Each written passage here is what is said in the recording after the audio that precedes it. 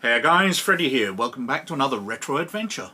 The end of another week, the end of another poll. We've got a very slim win for Silver Angel for Shadowrun First Edition.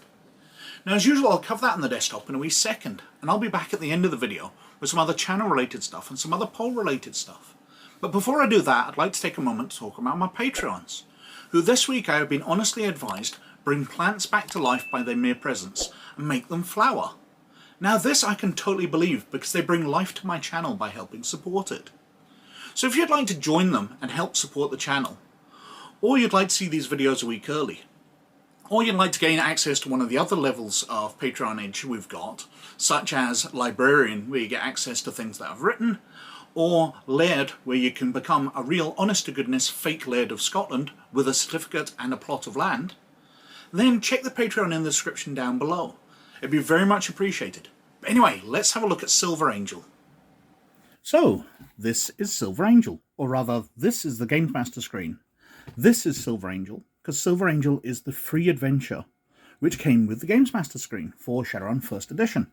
Now obviously it's for Shadowrun, it's by FASA Incorporated, and it came out in 1989. Now we'll have a look at the Games Master screen first of all. I really like the panel on the front here. It's got the Shadowrun logo very prominent. I absolutely adore that logo. I know they changed it as time went on, but the idea of the circuitry running through the scroll, a goat skull I think it is, the dragon-headed S, Celtic emblems in it, it's absolutely fantastic. I love that logo. If I offer one slight criticism, it's that the brightly coloured bits are where they never cut it out properly in the Photoshop template when they were putting this together. But it's 1989, let's forgive them. It wasn't as easy as it would be today. Now on the other panels shown to the players, we've got a very nice image of the Street Samurai, very iconic for Shadowrun First Edition, and an Amerindian shaman.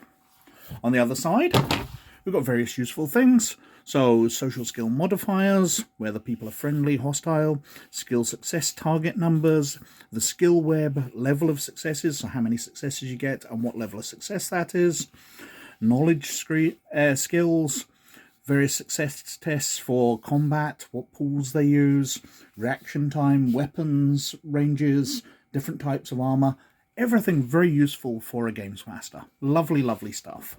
A very nice Games Master screen indeed. And the adventure itself. Well, Silver Angel, there is no back.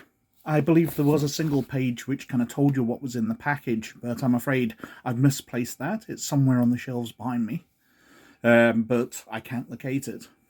Now, obviously, with this being the first adventure out, even if it wasn't the first one sold separately, this is very much an introductory adventure. It's getting you round the ideas of how a Shadowrun works. And it's kind of very different, because most Shadowrun adventures take you through it scene by scene. But this lays out the full adventure and introduces the idea of doing lots of groundwork, which is a core part of a Shadowrun adventure, where you're doing all the investigating and finding out background information first. And it's again got the maps and the security and all that available to where you're going to be going. Now the adventure itself, it's all black and white, I'm afraid. No lovely colour plates. I'm guessing all the cost was in the lovely GM screen. And we start off with an introduction. We go through the setup of the adventure, how the players are hired, the mission briefing, up to 100,000 new yen. It's a very high paying adventure, low karma, high money. Which I can understand for a starting adventure, get people into the idea that they're going to be paid for stuff. And it lays out that they're going to be trying to get something called the Silver Angel. And they have to break into a corporate headquarters or corporate installation to get it. So they will have to investigate the security on this corporate headquarters. They discover that another Decker managed to get it. Unfortunately, he's passed away, but his girlfriend has access to the data, so they'll have to visit her in a club. There's another team doing it. So we've got the detective work section, what the rival team's up to, who they're going to be visiting. Another major source of information for them. And then we've got the layout of it, because we've kind of done all the footwork here. We've got the encounter tables and all that kind of stuff. And the tactics they can use. So they can go in the flashy way. Requires plenty of guts because it amounts to the player characters walking up to the front door and bluffing their way in.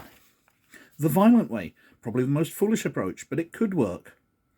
The assault would have to come from several directions, and unless the computer system was neutralized, the corporation would quickly learn of the attack.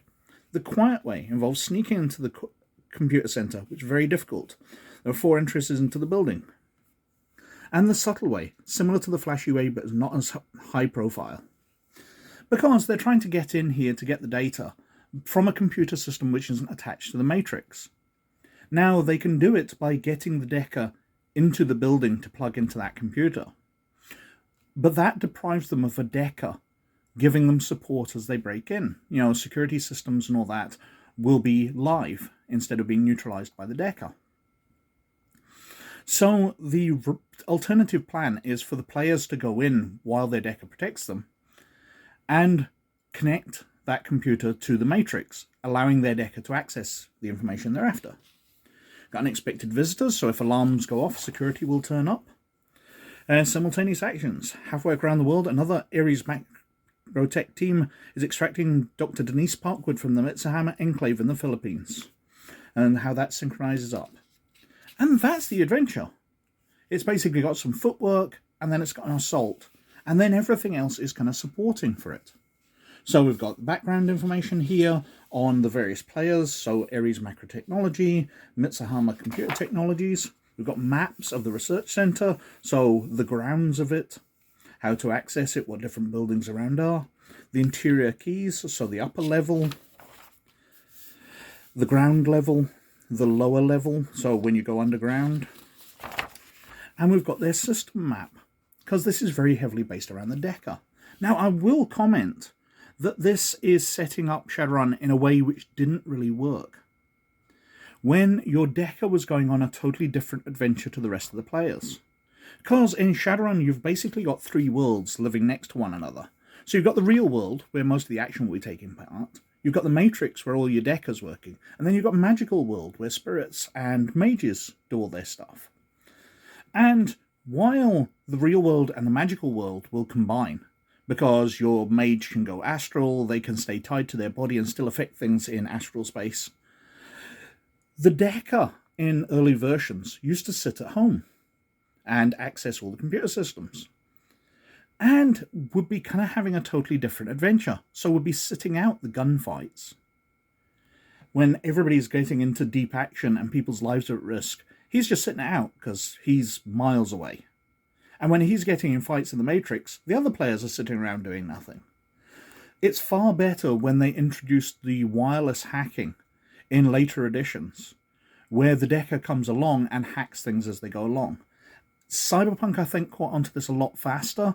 Shadowrun kind of kept it where the computer world and the real world were separated for a long, long time. Anyway, we've got cast of characters here. Now, the artwork's kind of interesting. This is classic sort of Shadowrun stuff. Very nice stuff. Portraits, graffiti in the background, going through various characters they'll be encountering. The Fuchi team, so all the members of that team. An out-of-town magical talent. White Tiger, Winslow, the doorman. King's Crimson Gang member, typical. Center guards, Mitsuhama combat teams. Then we've got the club owner. Now this looks more like something out of Judge Dredd to me. That looks kind of wacky and crazy. But I do like it. It's kind of weird. And then we've got various contacts. So club owner, corporate deckers, corporate officials. Various people you'll be trying to get information out of. But this is adding to the game. So people can have these contacts and use them in other adventures.